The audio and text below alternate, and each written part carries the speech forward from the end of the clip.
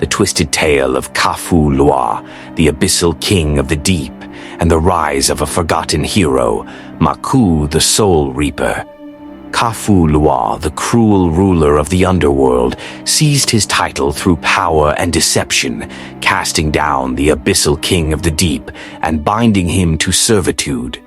The once mighty Abyssal King, reduced to a mere gatekeeper of souls, simmered in the shadows, waiting for his chance to reclaim what was his. But brute force alone would not be enough. He needed a warrior, a pawn to do his bidding. Thus he found Makou, a wandering soul, a warrior of unknown origins, imbued with a rare and terrible gift, the ability to siphon the essence of powerful beings. Whispering promises of glory and redemption, the Abyssal King molded Makou into his instrument of vengeance.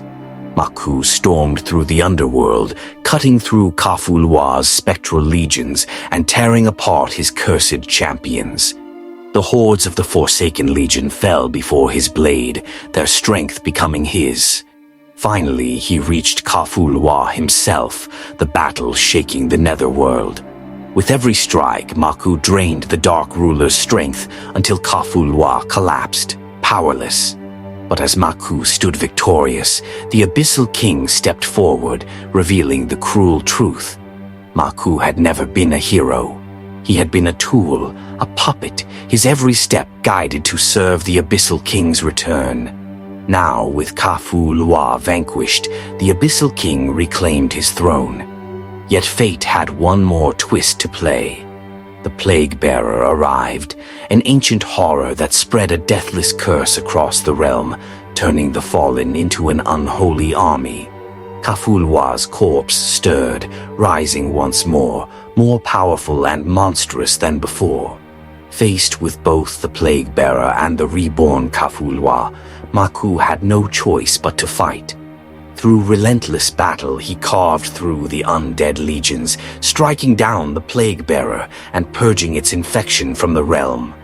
Then, with newfound strength, he faced Kafou-Lwa once more, this time ensuring his enemy would not rise again. But the cycle was not yet broken. The Abyssal King had returned. How, no one knew. Now, the hero who had once been his pawn was his greatest enemy. As they clashed, the last remnants of Kafou-Lwa's forces rose against them both.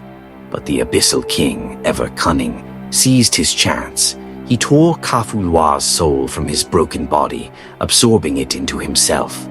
Transformed by the power of his fallen rival, the Abyssal King became a terror unlike anything before.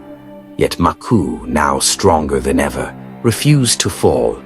The battle raged, and at last, the Abyssal King was struck down, his soul scattered into the void. But victory was an illusion.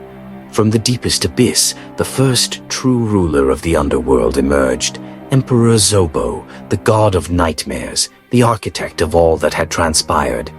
Every battle, every betrayal, every rise and fall had been his design. Now he would reclaim what was his. Makou had no choice but to face him. Drawing upon the souls of every foe he had defeated, Makou became something greater than a warrior. He became the will of the underworld itself. In a battle that shook the very foundation of the realm, Makou and Emperor Zobo clashed.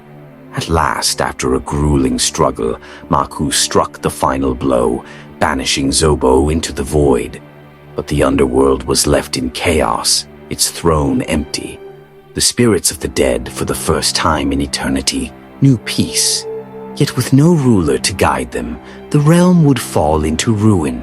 And so Makou, once a pawn, then a hero, reluctantly ascended the throne, becoming the new king of the underworld. And for the first time in its dark history, the realm of the dead knew order.